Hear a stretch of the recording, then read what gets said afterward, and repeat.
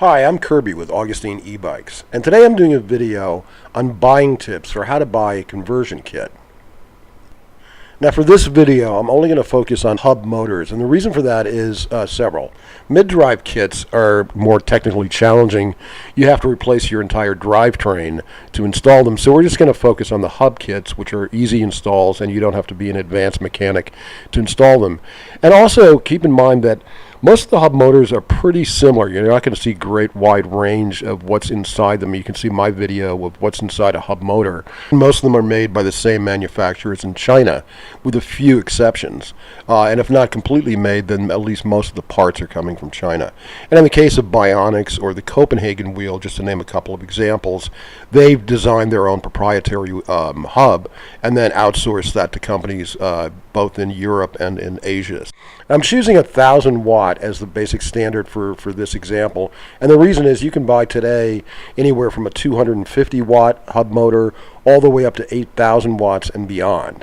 So there's a huge range in there, but for the average person who wants to get that little extra boost out of their bike, convert it and have some energy to go up hills and around town, 1,000 watt is a pretty good standard. So as we go through each part of the conversion kit, we're going to go through a checklist of things that you absolutely want to make sure that the manufacturer has to fit your particular bike and your particular needs. And so as we go through, we'll go through a checklist for the controller, the hub motor, and the battery.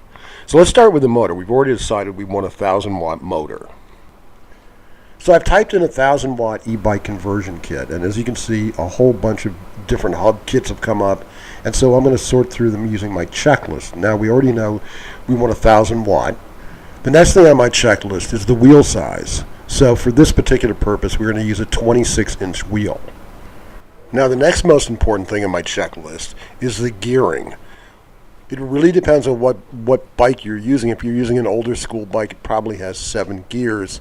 But if you have a newer bike, it can range from 8, 9, 10, all the way up to 12 gears. So you really want to make sure there's a match, because otherwise you're going to have to change your chain, your shifter, and possibly your derailleur to fit it. So it's really important that you match the gears to the kit itself. So in this case, I'll be looking for an 8-gear cassette.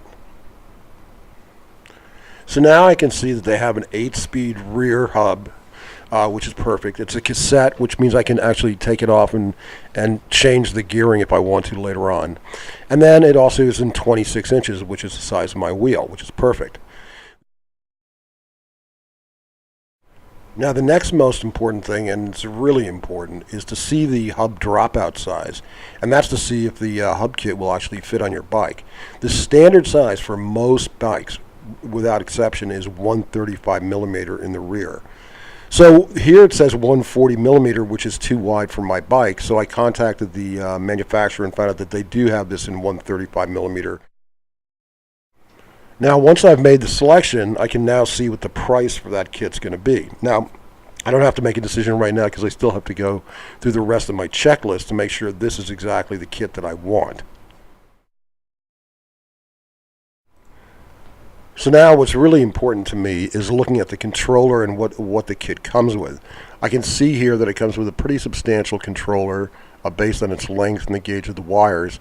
I can see it comes with a KT LCD3 display, which I have a lot of experience with. It's a great LCD, and the reason those are important compared to the LEDs is not only the control it gives you over your bike with functions, but also the readout and information about your bike while you're riding. So those are both two really important things to me. Now what I want to do is check out the specs on the controller, which is really important as well, to make sure I've got enough ampage on this. Here I can see it's got a 26 amp output, which is great. I prefer 30, but for the purposes of driving a 1,000 watt motor, it's fine. Anything below that would be too little. Once I've gone through to make sure that all the specs are correct for what I want and my needs for my bike, and it's going to fit, it's got the power I want, then what I'll do is I'll actually look at the reviews. Reviews are really helpful because it's coming from users who've actually purchased this product. Amazon, of course, lives and dies by their reviews, but not all sites have them, but many of them do. So that's kind of one last helpful push to make a buying decision for me.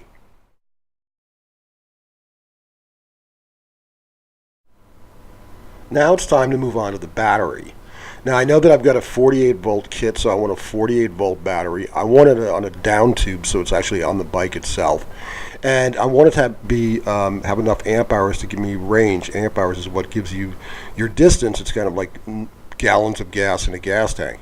So I'm going to go with a 48 volt 17 amp hour. Any battery with more than 17 amp hours is either going to be a rear rack or a triangle. And so in this particular case, I don't want either one of those.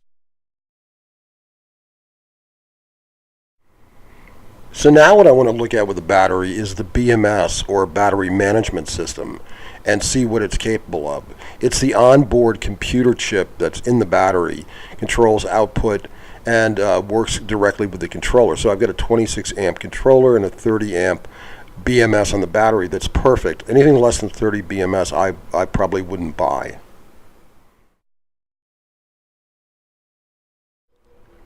The next thing I'm looking for in the battery is to make sure what cell type it is. So here I can see there are Samsung cells, and given that it's a Halong style battery, these are 18650 batteries, which are the newer, smaller batteries with high capacity. And I can see the watt hours up there and also the cell configuration, which is important.